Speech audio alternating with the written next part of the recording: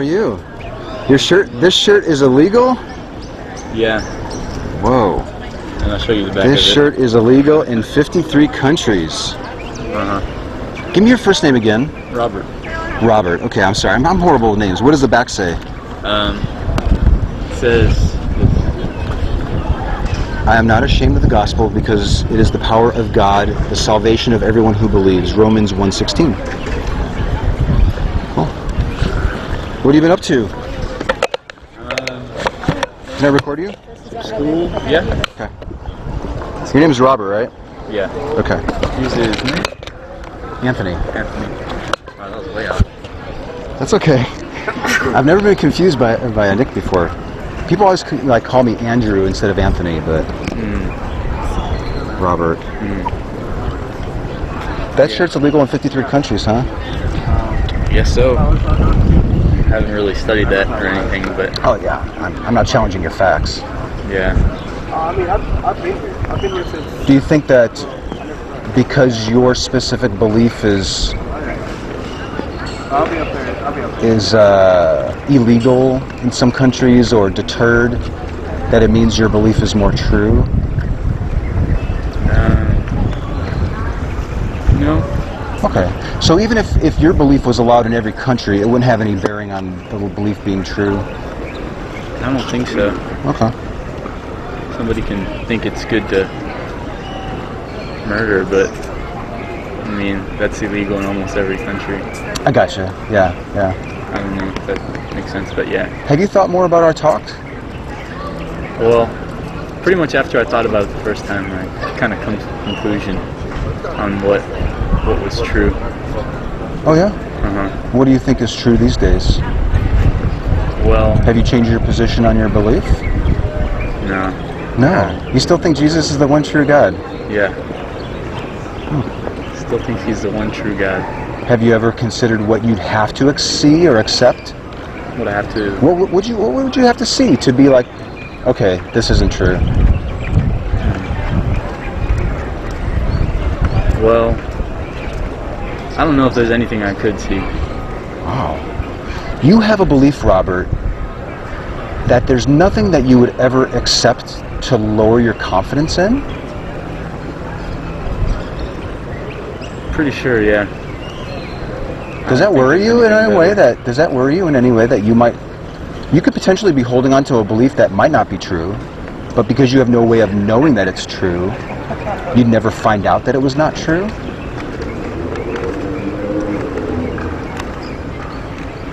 Well, my way of knowing that it's true, I guess, even if it's true or not true, it's the best offer. Believing in Jesus is the best offer? It's the best offer.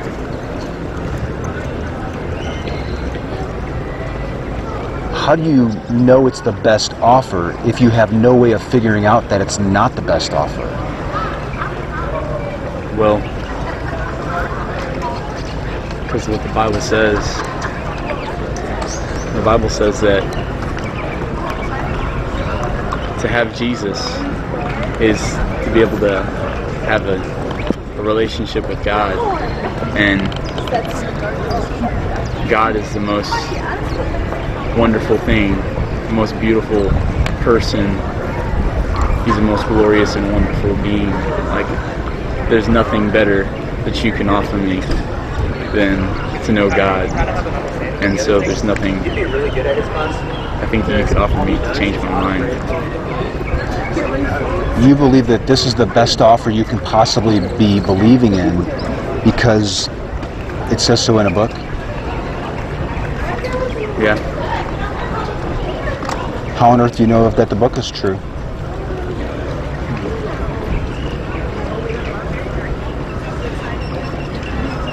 I mean, there's history, that's one, and then there's personal experience, that's another. Personal experience can be used to know that the Bible's true? Yeah. How? Every day Jesus satisfies me. Give me a best example where Jesus has satisfied you and you said, that tells me the Bible's true. What's your best example, Robert?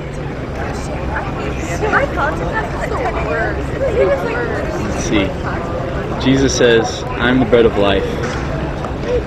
If you eat of me, you'll never be hungry again." He says, "I'm the living water. If you drink of me, streams of water will flow out from your heart." And so it's like to know Jesus Christ and to read his word. It's not just like a feeling that I get, but there's a confidence in what he says to be true. Okay. When you read certain passages in the book, you get a sense of confidence that what you're reading and what you end up believing because of what you're reading, you get a confidence that that is actually true. Yeah. I think, how do you separate that from wishful thinking? that it's true in my everyday life.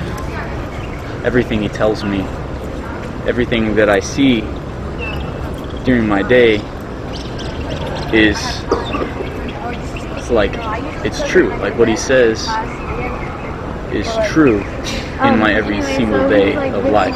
I got you. Like, but Robert, in my homework, you know. Yeah, but Robert, I've had nearly the identical conversation with a Muslim man right here in this spot that says, when I read the Quran, I know Allah is the right true God. I know that Muhammad went to heaven on a winged horse. I know that when I read this and I get a good feeling that it's true, it bolsters the personal experience that I have. Okay. How on earth can I tell the difference between the two of you? Jesus satisfies. Muhammad satisfies. He points you to a place where you might get satisfaction from somewhere else. The paradise written in the Quran is true. I don't know what paradise is written in the Quran. I don't know much about that book either. But that person that has stood right where you are, looking right at me, is 100% sure that Allah is the one true God, that the Quran is true. When he reads it, he's certain that what he's reading is true. How on earth can we tell that you are more correct than him, Robert? Even if I'm not correct, I think what the Bible offers, what God offers, is himself, and that's much better than a heaven, 72 virgins, or a paradise that somebody might offer. What do you mean? I'm not sure I follow. Even if it's not true, it doesn't hurt to believe it? Is that what you're telling me?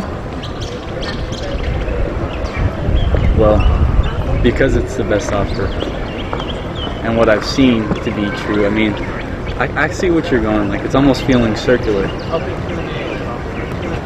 Perhaps, but what you describe as a best offer, Jesus is your best offer.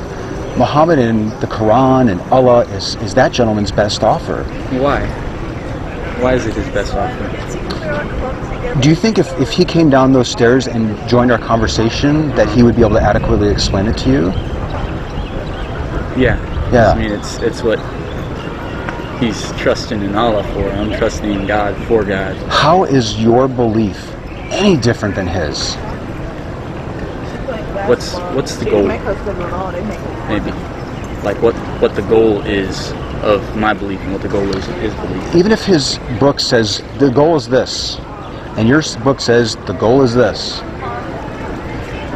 if he's willing to accept what the book says, does it really even matter what the goal is? If you're just going to accept the goal based on what the book tells you, what's the difference? I can have a Hindu that might have a completely different goal.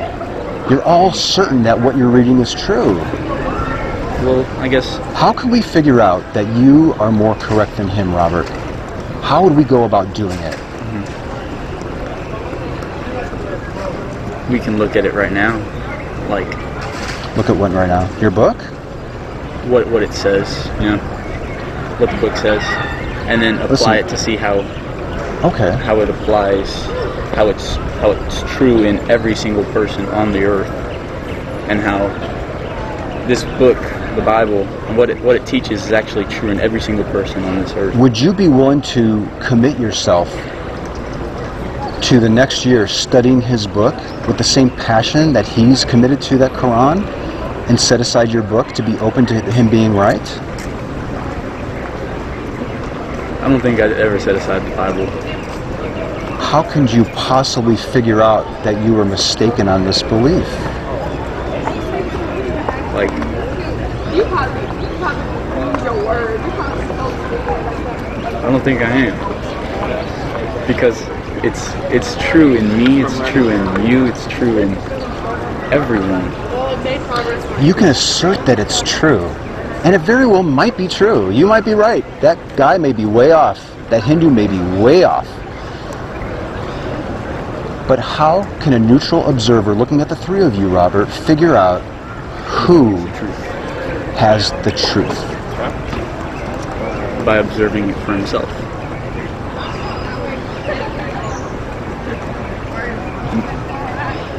Could a neutral observer look at the Quran and find truths and find it corresponding with their reality and walk away thinking that it's true?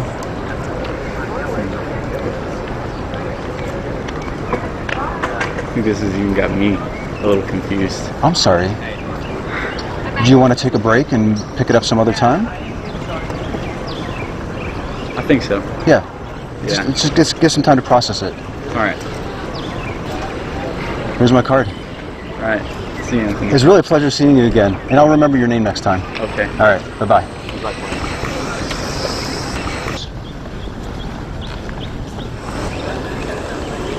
Okay, I was far more aggressive with him. I was cutting off the pauses. I was preparing my next question, but I felt I needed to take a more aggressive approach with him. If you've watched any of my videos, you know that I was like, boom, boom, boom.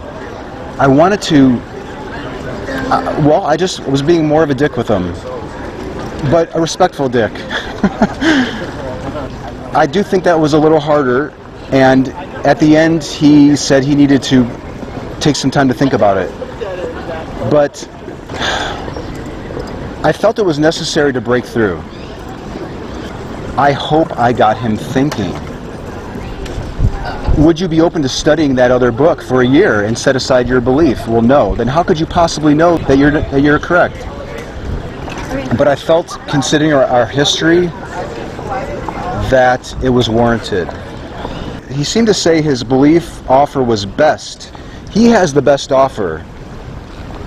How could you possibly know that you have the best offer if you have no way of knowing that what you're believing in is not true? How could you test this? How could you tell a better offer from the current offer that you have?